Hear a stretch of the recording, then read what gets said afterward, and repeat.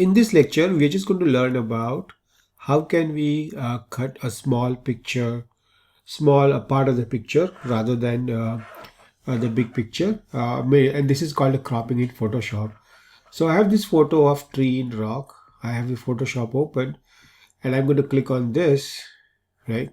So if I need to select only, let's say this is a picture of a desert with a small tree on a rock. Let's say if I want to just eliminate everything and just want to retain this tree portion, I can do that using a crop tool, which is a tool on the left side on the Photoshop. There are many tools on the left, but you can see tools like lasso, marquee, and then we can select crop. This is a crop tool. So I'm going to click on it. As soon as you click on it, you will see a boundary that shows this is the part of the picture I'm going to select, and you can move around if you want.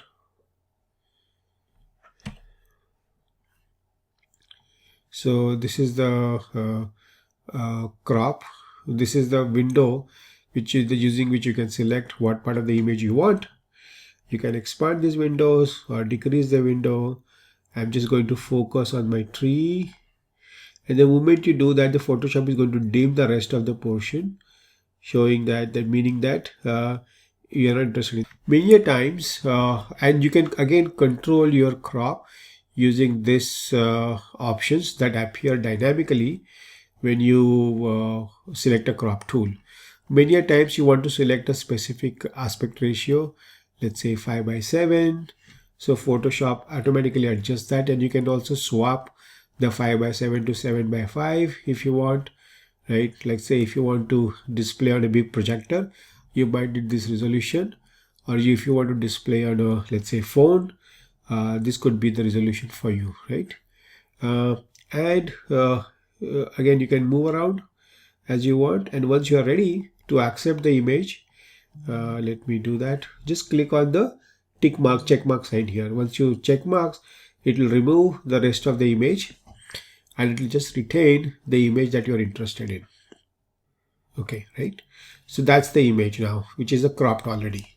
Now this you can export, saying export as a PNG, and you can save wherever you want. I'm just going to save it on my desktop, treenrock.png. So it's exported, and just if I'm looking on my desktop,